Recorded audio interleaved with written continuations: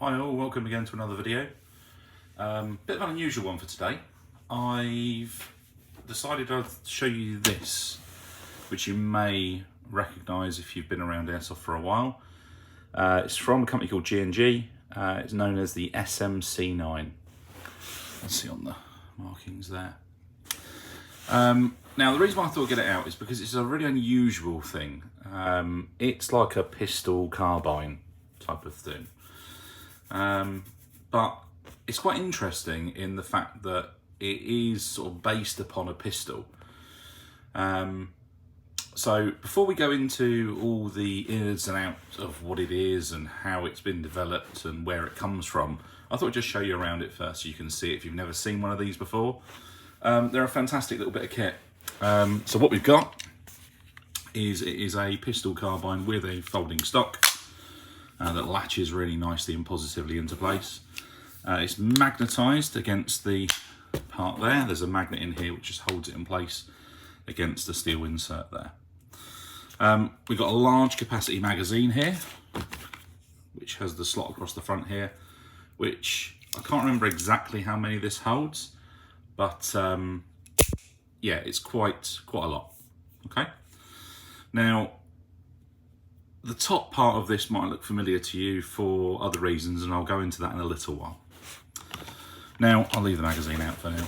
Now, if we look at the rest of this, you can see that we have this nice rail on the front here, rail system, with lots of end block slots in here for attaching any bits and pieces you want to. Lots of rail reeler space across the top there, so you can put on sights and lasers and all that kind of stuff. A nice little touch on this is it's got these covers and ejection ports. Now, it's worth mentioning that this is not a replica of anything. This is G&G's own creation. As far as I'm aware, nothing like this that looks the same as this anyway exists. Please, if you know different to me, let me know in the comments. But it is something which is not a copy of anything. It is G&G's own creation. So the fact that they went to the extreme to do these ejection port covers is quite interesting, really. We've got a charging handle on the front here, which if we pull that back, you can see opens the bolt, and that slams forwards again. Trigger-wise, it's a standard pistol trigger. You've got this standard style Glock trigger in here, and it's a very, very light take up to a wall, and a nice crisp, clean break. Very light though, so you'll be able to shoot it really fast. It is select fire as well, so if we open the stock up, you can see here we have a push button through the back here to put it between semi and full auto. So select fire as well. We've got some iron sights on here, ghost ring on there, and a standard blade on the front. We've got muzzle brake on here, which again, if you remove, I believe shows the 14mm counterclockwise thread on the end there for all your standard attachments. So that's just a quick overview of the system itself. So we'll go into a bit more detail about why I found this interesting. Now, this part here you can see resembles a pistol, and that's because it is from a pistol. If we look on the markings here, you can see it says GTP9. Now, GTP9 is a airsoft pistol that G&G make, which I believe, from what I understand, is a polymer upper and lower. This is obviously the polymer lower, and is interchangeable between this system. Now, whether or not they initially designed this as an upgrade to the original pistol or not, I don't know. But they sell this as it is, and they sell the pistol as it is. And you can actually remove this lower quite easily. There's a tab on the bottom here which says push. Push that in and draw that back. It is a bit stiff. You need to do that. Oh God, it's really stiff at the moment. Oh. Give me a minute, guys. I'm going to have to do this off camera.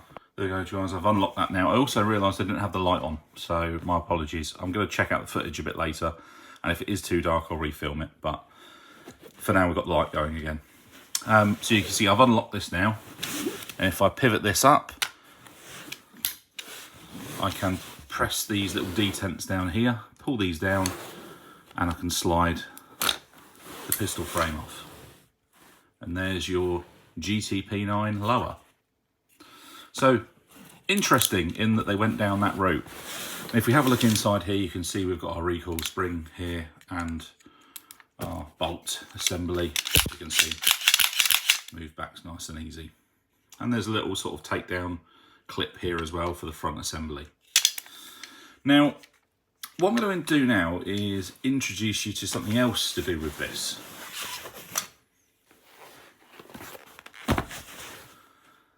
Now this is, as you can see from the box, is a KSC G series. This was before we had Tokamarui based Glocks in Airsoft. This was basically all we had. So essentially what this is, I bought this a little while back because my first ever Airsoft pistol, gas blowback pistol anyway, when I was in my early teens, was a KSC G34, which is quite broken, but I wanted to get another one. So I ordered this not so long ago, and it is a brand new G34 KSC. Now, I don't want to go into massive detail with this, but this pistol and what we were just looking at there are very closely related. The reason for that is, if we look at this lower here, okay, this is the GTP9 lower I just took off. Doesn't really look a lot like the lower on the Glock there, even though it does have some Glock-esque features here. It has a very different magazine catch. You can see it's more of a HK style there. Also, it has an ambidextrous slide release as well. Notice the takedown pins at the front here, though, are very Glock-esque in that you pull these down. Now, if we have a quick look at my KSC, let's just get the box out of the way. You can see this is brand new. I'm going to remove the magazine, cock the pistol. I'm going to pull the takedown levers down, release the slide, and take the slide off. Now, if we have a quick look at the internals of both of these frames, doesn't it look similar? And you can see what G&G have done here is essentially copied the KSC system. Now granted, this one is a semi-auto setup, whereas this is obviously automatic and can be switchable between the two. But essentially they have cloned the KSC Glock system. They've done a fantastic job of it. They've actually upgraded all these parts to steel here, which the KSC is not. But it is a clone of that system. Now if we have a look as well at the underside of our slide here, and you can see there's our nozzle, the nozzle inlet valve there as well. I'll get this to focus. We've also got on KSCs have this little piece which rocks back as well, which is basically to limit the amount of resistance on the hammer as the slide draws back. Now if we look at that and have a quick look at the inside of our GTP9, you can see the nozzles are basically identical. We can also see that it also has this little piece here as well. The actual blowback units, all the cuts and everything look in a very similar place. Obviously this is auto though, well this is not. So yeah, essentially what this is, the SMC9, is it is a clone of the KSC Glock system. Now if we have a quick look at the magazines here, this is our KSC Glock magazine, and this is the G&G one. Now you can see the feed lips are slightly different. The actual layout is basically identical here, even down to the guide on the front here, which you pull down and can lock at the bottom, which is the same affair on the GTP9 or SMC9. It will lock down the bottom there when the button's not depressed, like so. So yes, what they basically did here is they copied the KSC system. And it's a great system, to be fair. It's nowhere near as efficient as what we have now with token maruis and all that kind of stuff. But it was a great system and worked very well anyway. But this will be one for another video. So going back into the GTP9 then, and the SMC9. So to reinstall the pistol, the pistol lower even, sorry, is as simple as it was to take off. Offer it up, slide forwards until it locks. Push this back down. Now this is a bit stiff, so you're going to have to bear with me here. Push this back again. God, this one's really stiff.